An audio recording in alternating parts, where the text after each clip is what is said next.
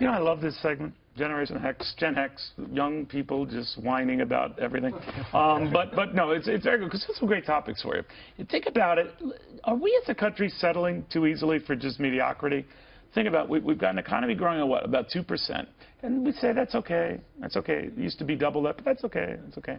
Then lawmakers after these latest terror attacks are saying, you know, you got to get used to it. It's the new normal. That's okay. That's just the way it is. Says who? Says who?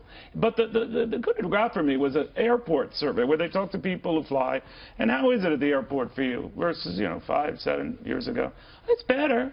It's not as bad. They're waiting 5 hours to get on their plane. All right.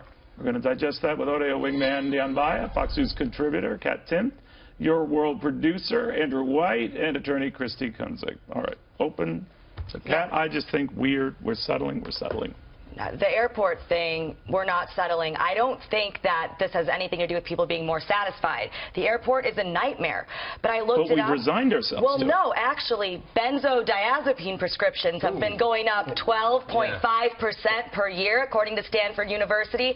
So Look I at just Dion think nodding his head. it's not that people are happier. It's just more are flying on Xanax and Ambien. I'm not going to any survey, but the last time I was at Newark Airport, 2 pigeons flew over my head, and that was a sure sign that things just don't. And you were like, whoa, because you were on Ambien. I look at it like look at our electronics and computers. Like they have built-in now planned obsolescence. When in the old days you can buy like a appliance or a TV, they'd last 10, 20 years. But now we outsource, we get crappy stuff, and then nothing's made to last. So we're now settling for that, and we're like, okay, but we're that's settling even fine. with growth, right? I mean, we're saying, you know, 2%, that's not that bad. I'm not okay to settle for this being the new normal or just being okay with everything not being so great. And I think that that's the reason that we need Cruz or Trump, especially together, that would be even better. But we need them to come over and make us realize that doesn't have to be the new normal. That's a failure by the Obama administration. Did you get the memo that this wasn't about politics? Nothing as good as it used to be. I did, I know, but I just think that holds true regardless. I know there was more passion, more get Terrorism is a really jazzed. tough problem. It's complicated, especially with ISIS. It's like nothing we've ever seen before.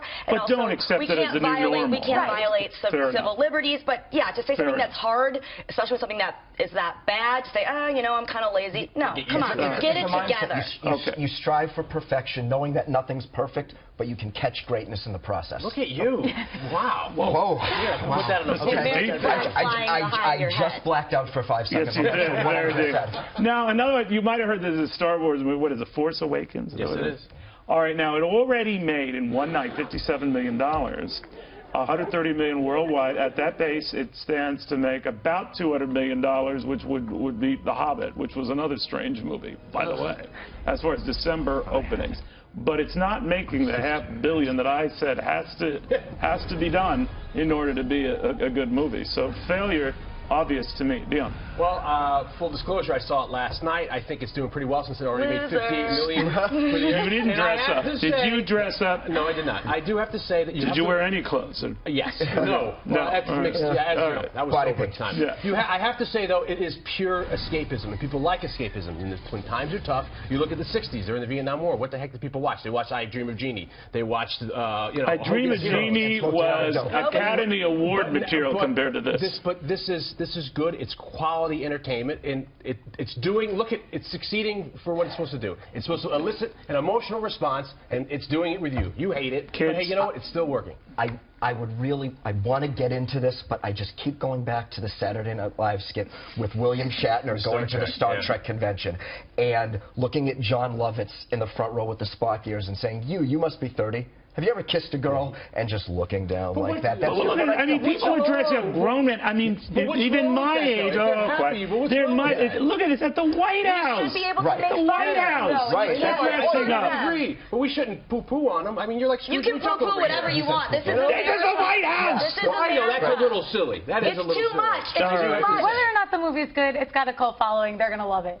This is like doesn't matter if it's real. lawyer you are. This is like the Twilight Zone. Rod Serling's going to come out and say something. Right. You know? As a side note, I fell asleep in The Hobbit. Not great either. Another stupid movie. Isn't that one with this demented head and all that? Gone with the Wind.